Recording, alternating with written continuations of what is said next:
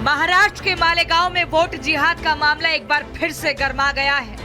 वजह एआईएमआईएम विधायक का आरोप है, जिसमें उन्हें दर्द इस बात का हो रहा है कि यहां अवैध रूप से रह रहे बांग्लादेशियों और रोहिंग्याओं के खिलाफ कार्रवाई हो रही है। किरीट सोमैया जब मालेगांव आए और मालेगांव झुग्गी झोपड़पट्टियों में रहने वालों को देखा तो उनको ये गुमान हुआ कि ये बांग्लादेशी या ये रोहिंग्याई हो सकते हैं। हमारे महाराष्ट्र के चीफ मिनिस्टर साहब से ये गुहार लगाई कि इसकी इंक्वायरी होना चाहिए। यहाँ पर 1000 बांग्लादेशी और रोहिंग्याई हैं।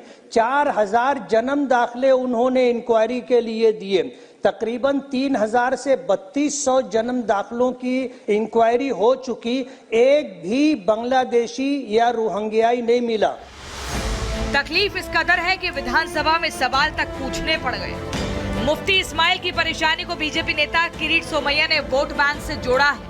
वहीं मालेगांव के पूर्व विधायक आसिफ शेख ने दावा किया है कि उन्हें हराने में भी वोट जिहाद ही हुआ।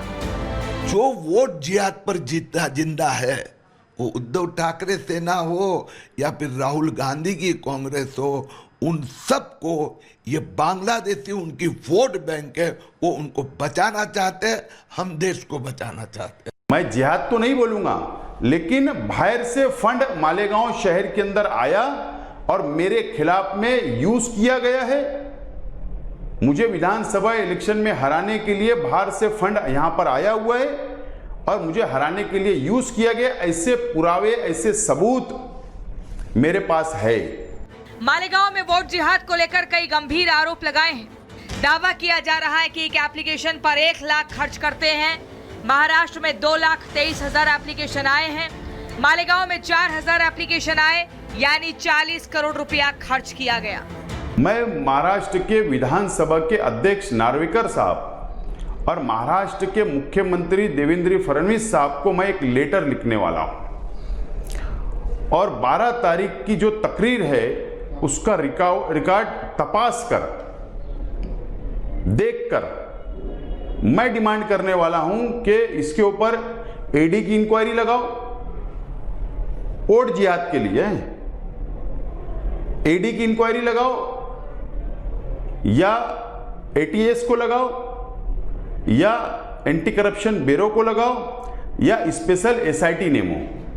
आसिफ शेख दावा कर रहे हैं कि उनके पास इन सभी आरोपों के संबंध में पुख्ता सबूत है।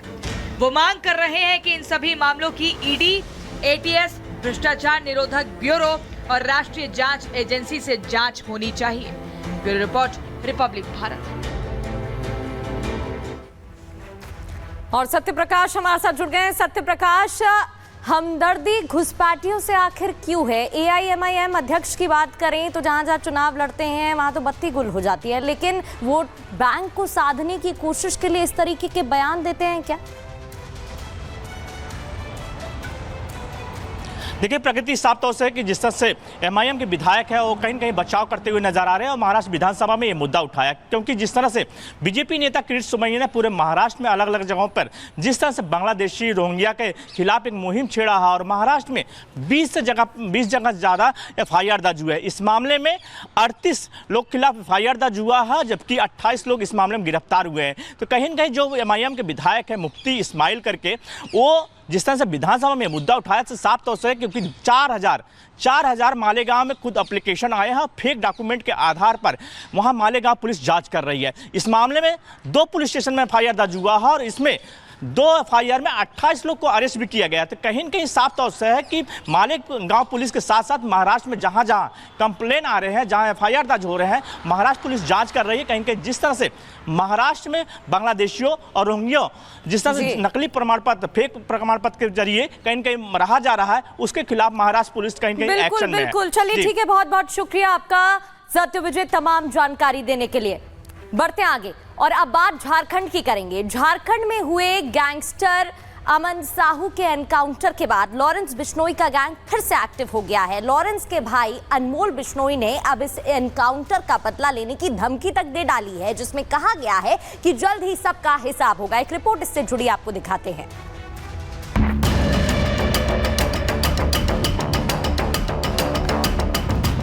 Gangster Lawrence Bishnoi Sabarmati jail में बंद है, लेकिन उसका भाई अनमोल बिश्नोई कनाडा और अमेरिका में रहकर अपने गुर्गों की मदद से वारदातों को अंजाम देने की साजिश रचता रहता है। और अब झारखंड में गैंगस्टर अमन साहू के एनकाउंटर के बाद से अनमोल बिश्नोई की बौखलाहट दिखने लगी है। अनमोल बिश्नोई ने अब जो धमकी दी है, उसके बाद ये साफ हो गया है कि अमन साहू के एनकाउंटर के बाद से वो फिर से किसी साजिश की फिराक में है। अनमोल बिश्नोई ने उन लोगों को भी धमकी दी है जो अमन साहू के खिलाफ थे। अनमोल बिश्नोई ने अपने पोस्ट में लिखा कि 2 दिन पहले अमन साहू का एनकाउंटर हुआ, वो हमारा भाई था और हम अपने भाई की लड़ाई लड़ेंगे। जो हुआ बहुत गलत हुआ, जल्दी सबका हिसाब होगा। Lawrence Bishnoi group. पोस्ट के अंत में लॉरेंस बिश्नोई ग्रुप लिखकर अनमोल ने खुलेआम अपने इरादों को जाहिर कर दिया है। हालांकि इस पोस्ट में किसी का नाम नहीं लिया गया है, लेकिन बदला लेने की बात जरूर कही गई है। अनमोल बिश्नोई मुंबई में बाबा सिद्दीकी हत्याकांड के अलावा अभिनेता सलमान खान के घर पर हुई फायरिंग के मामले में भी वांटेड है। बता दें कि अमन साहू गैंगस्टर लॉरेंस बिश्नोई से जुड़ा हुआ था। वो लॉरेंस को गुर्गे सप्लाई करता था, जिसके बदले में उसे हथियार मिलते थे। अमन साहू छत्तीसगढ़ की राजधानी रायपुर की जेल में बंद था, जहां से उसे झारखंड की राजधानी रांची ले जाया जा रहा था। इस बीच पलामू के चैनपुर के पास उसने भागने की कोशिश की और पुलिस एनकाउंटर में मारा गया। अमन साहू पर झारखंड में रंगदारी, हत्या समेत 100 से ज्यादा मामले दर्ज थे। लॉरेंस बिश्नोई से तालमेल के चलते अपराध जगत में अमन साहू की धाक और बढ़ने लगी थी। यही वजह है कि अमन साहू के मारे जाने के बाद से बिश्नोई गैंग ने एक बार फिर अपने इरादे जाहिर कर दिए हैं। Bureau report, Republic Bharat.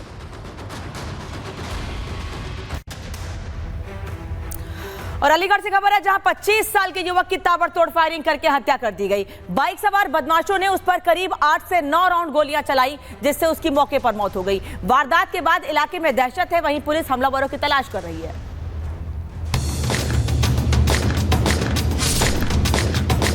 ये आप ये सबूत देखिए, सुबह के समय दुकान बंद थी, इतने ताबड़तोड़ राउंड फायरिंग हो रही थी बिना सोचे समझे कि एक गोली जो थी शटर पर लगती है।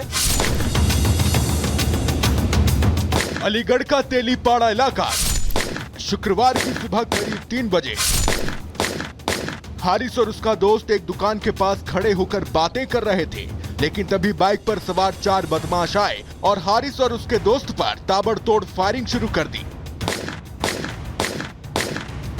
हारिस का दोस्त किसी तरह से भाग निकला, लेकिन हारिस ठोकर खाकर नाले के पास गिर पड़ा, जिसके बाद बाइक सवार एक बदमाश ने उतरकर उस पर एक के बाद एक कई गोलियां दाग दी। इस वक्त मैं घटनास्थल पर मौजूद हूं। तस्वीरों के माध्यम से मैं आपको बताना चाहूंगा, मृतक शख्स अपने दोस्त के साथ इसी जगह पे खड़ा हुआ था। उसी दौरान 2 बाइक पे 4 हमलावर यहां से आते हैं।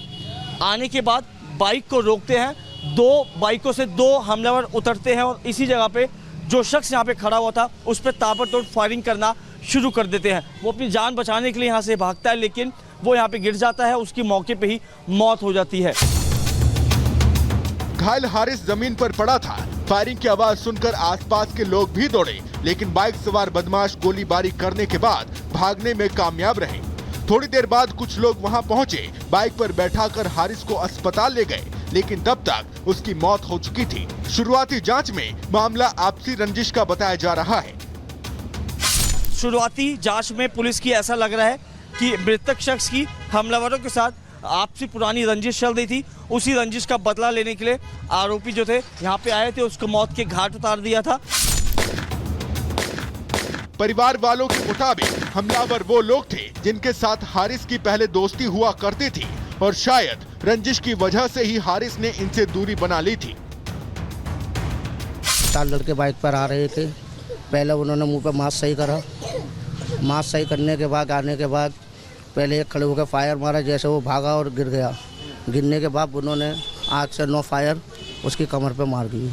हाँ, जान कहाँ रहे हैं। पहले दोस्ती भी थी पहले इनकी, लेकिन अब ये नहीं मालूम हुआ क्या। पूरी वारदात पास में लगे सीसीटीवी कैमरे में कैद हो गई। पुलिस अब इस सीसीटीवी की मदद से आरोपियों को ट्रैक करने में लगी है और 5 टीमों का भी गठन कर दिया गया है। सभी टीम अलग अलग जगहों पर रेड कर रही है और हमलावरों के फोन को भी सर्विलांस पर लगा दिया गया है, जिससे आरोपियों को जल्द गिरफ्तार कर सलाखों के पीछे पहुंचाया जा सके। Bureau report, Republic Bharat.